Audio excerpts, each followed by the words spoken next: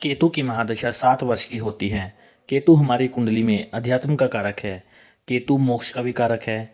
मोक्ष के साथ साथ ये अलगाव या डिटैचमेंट का भी कारक है। जबकि राहु अटैचमेंट का कारक है। राहु व्यक्ति को संसारिक सुखों से लगाव करवाता है, जबकि केतु अलगाव करवाता है। केतु की महादशा कैसी रहेगी, यह कुंडली में आपकी केतु की स्थिति के ऊपर निर्भर करता है।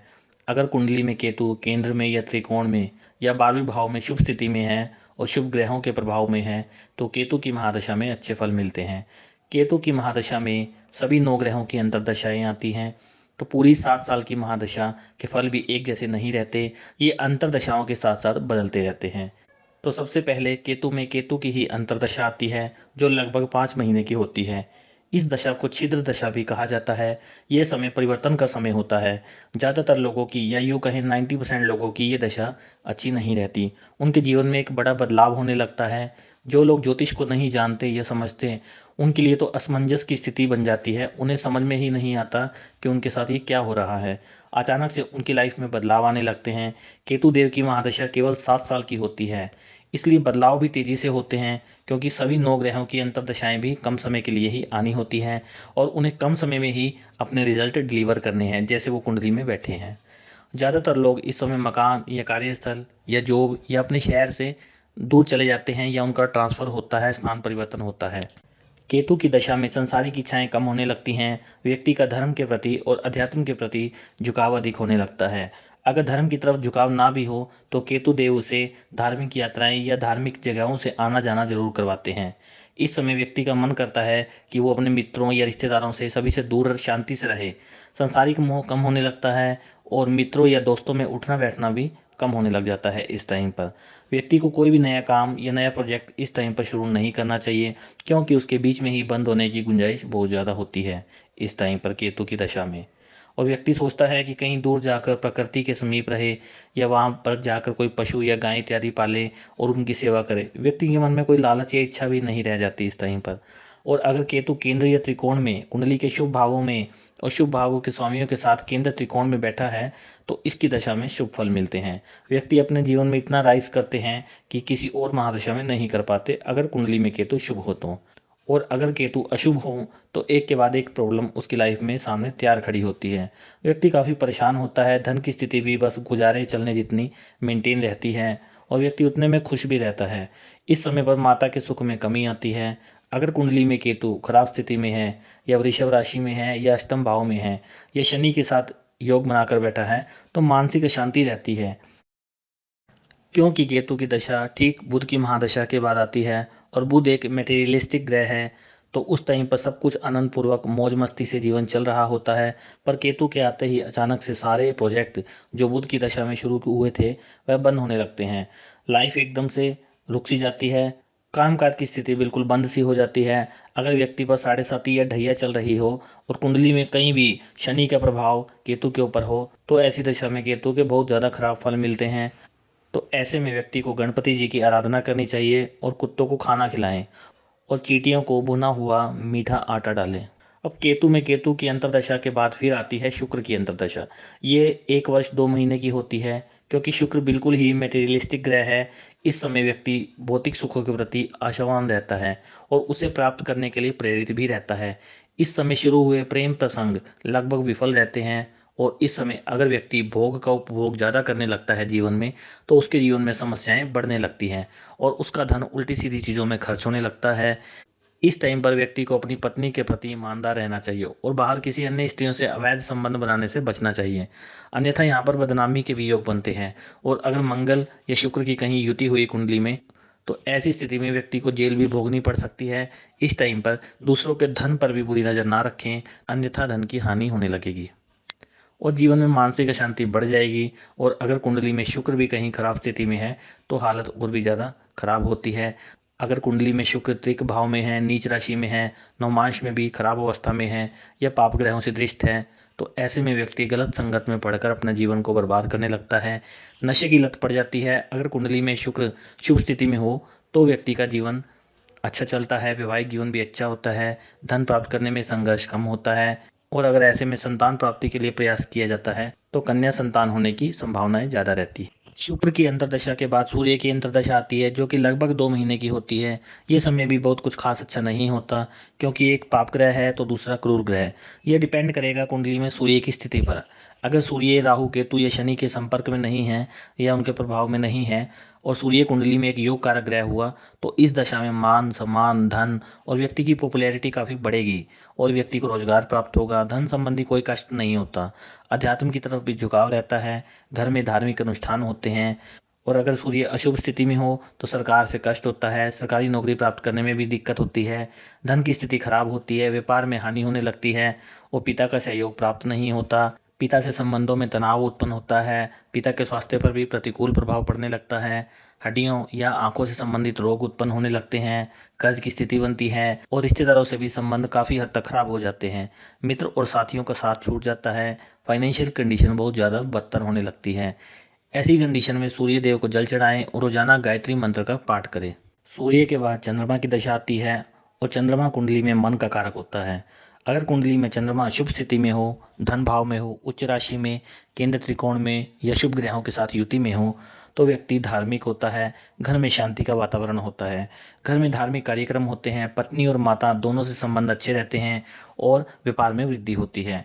धन बहुत आसानी से प्राप्त होता है। लाभ ही लाभ होते हैं। व्यापार अच्छा चलने लगता है। व्यक्ति का मन काफी एकाग्र और शांत रहने लगता है। वाणी प्रभावशाली होती है। व्यक्ति की ख्याति इस टाइम पर काफी बढ़ने लगती है तथा गर्भवती महिलाओं को इस समय कन्या संतान की प्राप्ति होती है। और अगर कुंडली में चंद्रमा खराब हो तो इसके विपरीत फल मिलते हैं। इंसान काफी डिप्रेशन में चला जाता है। कई बार तो वह सुसाइड करने के बारे में भी सोचने लगता है। अगर कुंडली में चंद्रमा बहुत ज्यादा पीड़ित हो तो व्यक्ति को स्त्रियों से कष्ट होता है या किसी स्त्री के कारण बदनामी सहनी पड़ती है। माता का स्वास्थ्य खराब रहता है। ऐसी स्थिति में उपाय के तौर पर व्यक्ति को हर सोमवार को शिवलिंग पर जल चढ़ाना चाहिए और काम वासना से दूर रहना चाहिए। अन्यथा ऐसा व्यक्ति विवेकहीन होकर समाज में बदनामी का पात्र बनता है, जो उसके लिए जीवन भर का बोझ बन सकती है। केतु में चंद्रमा की अंतर्दशा के बाद मंगल की अंतर्दशा आती है, जो लगभग 5 महीने की होती है। केतु में मंगल की दशा लगभग अच्छी रहती है, जब तक कि कुंडली में मंगल बहुत ज्यादा खराब स्थिति में ना हो। तो इस दशा में व्यक्ति का उत्साह और जोश काफी बढ़ा रहता है। धार्मिक सम्मेलनों में बढ़ चढ़कर भाग लेता है। इस दशा में व्यक्ति काफी जोश से काम करता है। अपने प्रयासों में सफल भी होता है। इस टाइम पर व्यक्ति को कामकाज के अच्छे अवसर मिलने लगते हैं। अगर कुंडली में मंगल और केतु की युति हो और शुभ हो तो व्यक्ति उन्नति करता है और नौकरी इत्यादि में सफलता मिलती है। कर्ज से परेशान हो तो कर्ज से मुक्ति मिलती है। अपने मकान या जमीन खरीदने के योग बनते हैं। वाहन सुख की इच्छा भी इस टाइम पर प्रबलता से पूर्ण होती है। अचानक बड़े धन लाभ की भी प्राप्ति होती है। अगर मंगल कुंडली में बली अवस्था में है तो व्यक्ति को पुलिस या सेना या मिलिट्री इत्यादि में नौकरी आसानी से प्राप्त हो जाती है। अगर कुंडली में केतु या मंगल दोनों में से एक की स्थिति खराब है तो इस दशा में चोट चपेट एक्सीडेंट के योग बनते हैं। रक्त संबंधी विकार होते हैं। व्यक्ति क्रोधी स्वभाव का हो जाता है। उसके लड़ाई झगड़े बिना बात के बढ़ जाते हैं। कर्ज जैसी स्थितियां बनती हैं। विवाह टूट जाना या वैवाहिक जीवन में कॉन्फ्लिक्ट्स के बढ़ जाना, जेल योग, वाहन चोरी होना, आग लगना या बिजली का करंट लग जाना, इस तरह की तमाम घटनाएं होती हैं। आत्महत्या की भी व्यक्ति कोशिश करता है। इस समय पर शत्रुओं की संख्याएं बढ़ जाती हैं और शत्रुओं से हानि पहुंचती है। ऐसी अनेक घटनाएं व्यक्ति के जीवन में होने लगती हैं अगर मंगल अशुभ स्थिति में है तो। उपाय के तौर पर कुंडली का विश्लेषण करवाएं और किसी ब्राह्मण से मंगल की शांति करवाएं। मंगल के बाद राहु की दशा आती है। राहु की दशा 1 साल 8 महीने की होती है। इस दशा में व्यक्ति को अचानक धन प्राप्त होता है। उत्तम वाहन सुख मिलता है। सामाजिक दायरा थोड़ा जरूर कम हो जाता है। इस समय पर यात्राएं अधिक होने लगती हैं। इस समय पर उतार चढ़ाव अधिक आते हैं। अचानक से बहुत सी घटनाएं जीवन में होने लगती हैं। कर्ज से इस टाइम पर मुक्ति मिलती है। व्यक्ति विदेश यात्राएं करता है और विदेश में परमानेंट सेटलमेंट के योग भी इस टाइम पर बनते हैं। या फिर व्यक्ति अपने जन्म स्थान से दूर जाकर उन्नति करता है। अच्छी नौकरी और मकान और वाहन सुख प्राप्त करता है। शेयर मार्केट आदि कामों में सफलता मिलने लगती है। इस समय व्यक्ति एक आरामदायक और ऐश्वर्य वाला जीवन जीता है। व्यक्ति के प्रोफेशन में बदलाव होते हैं। नौकरी से व्यवसाय में आ जाता है। व्यापार में अच्छा धन कमाने लगता है। विदेशी व्यापार से फायदा होता है। अगर कुंडली में राहु और शनि की युति है या फिर खराब भाव में बैठे हैं, नीच राशि में बैठा है, तो किसी बीमारी से व्यक्ति ग्रसित हो जाता है। व्यापार और काम धंधा सब चौपट हो जाता है। कर्ज की स्थिति बन जाती है। जेल यात्राएं होना, कोर्ट केस होना, इसमें व्यक्ति उलझा रहता है और शत्रु भी इस टाइम पर प्रबल होने लगते हैं। कोर्ट कचहरी में व्यक्ति का धन बर्बाद होने लगता है। बेफिजूल के खर्चे बढ़ने लगते हैं। ऐसे में राहु की शांति करवाना ही एकमात्र सटीक उपाय है। राहु के बाद गुरु की अंतर्दशा आती है, जो कि 11 महीने की होती है। इस दशा में व्यक्ति अपने जीवन में राइज करता है उसका झुकाव अध्यात्म की तरफ और धर्म की तरफ भी होता है। धन की स्थिति अच्छी रहती है। धन आगमन के नए नए रास्ते बनते हैं। व्यक्ति अपनी मेहनत से धन कमाता है। नौकरी में सफलता मिलती है, प्रमोशन होती है। व्यापार भी अच्छा चलने लगता है। नए नए काम करने के बारे में व्यक्ति सोचने लगता है। प्रॉपर्टी, मकान, जमीन जायदाद खरीदने के योग बनते हैं। वाहन प्राप्ति का अच्छा सुख मिलता है। व्यक्ति ईमानदार और निष्ठावान रहता है। मंदिरों, गुरुद्वारों या धार्मिक जगहों पर सेवा करने वाला तथा दान पुण्य करने वाला होता है। शिक्षा के क्षेत्र में व्यक्ति की रुचि बढ़ने लगती है। अपने से बड़े लोगों का मान सम्मान करता है और छोटी छोटी यात्राएं करने वाला होता है। स्वास्थ्य इस टाइम पर बहुत अच्छा रहता है। छोटी मोटी स्वास्थ्य संबंधी तकलीफ दूर हो जाती हैं। प्रॉपर्टी से जुड़े कामों में फायदा मिलता है। अगर गुरु की स्थिति कुंडली में खराब हो तो नौकरी में बदलाव या निवास स्थान से दूर जाना पड़ सकता है। पेट संबंधी तथा रक्तचाप संबंधी जैसी समस्याएं बढ़ जाती हैं। इस समय व्यक्ति किसी ठगी का शिकार भी हो सकता है, जिससे कि धन की हानि होती है। वाद विवाद तथा बदनामी होने लगती है। उपाय के तौर पर हर गुरुवार को विष्णु जी की आराधना करें। गुरु के बाद शनि की अंतर्दशा आती है, जो कि 1 साल सवा महीने की होती है। इस दशा में धन लाभ होता है। व्यक्ति को बड़ा धन प्राप्त होता है। इस टाइम पर व्यक्ति का उठना बैठना अपने से बड़े लोगों में होता है। इस समय मौज मस्ती कम होने लगती है। व्यक्ति थोड़ा गंभीर और शांत रहता है और ज्ञान प्राप्ति तथा जीवन को शांतिपूर्वक जीने में विश्वास करता है और अपने काम से काम मतलब रखता है। फालतू की बातों में टाइम वेस्ट नहीं करता। इस टाइम पर जीवन में काम काज अधिक रहता है, बिजी शेड्यूल रहता है और राजनीति के क्षेत्र में भी इस टाइम अच्छी सफलता मिलती है। कोई ना कोई बड़ा पद प्राप्त होता है। व्यक्ति के काम डिले से होते हैं, इस टाइम पर देरी से होते हैं, लेकिन होते जरूर हैं। वाहन प्राप्ति के योग बनते हैं। बड़े धन की प्राप्ति होती है। पैतृक संपत्ति के मामलों में भी ऐसे व्यक्ति की इस टाइम पर इच्छा पूरी होती है। शनि के अशुभ होने पर व्यक्ति आलसी तथा व्यापार में हानि करने वाला होता है। बेरोजगार होता है। गलत संगत में पड़कर नशे की ओर चला जाता है। जीवन में निराशा ही निराशा उसे घेरे रहती है। कोई काम टाइम पर नहीं बनते। हर काम में अड़चने आती हैं। प्रेम संबंधों में भी इस टाइम धोखा मिलता है, अगर कुंडली में शनि अशुभ स्थिति में है तो। केतु की महादशा में शनि के बाद अंतिम अंतर्दशा बुध की होती है, जो कि लगभग 1 साल की होती है। इस समय केतु के प्रभावों में कमी आने लगती है। इस टाइम पर व्यक्ति के काम काज पूरे होने लगते हैं। रुके हुए काम जिनमें शनि ने अड़चन डाल रखी थी, वो सब आसानी से इस टाइम पर कंप्लीट होने लगते हैं। व्यापार में सफलता मिलती है। धन आगमन के नए नए रास्ते बनते हैं।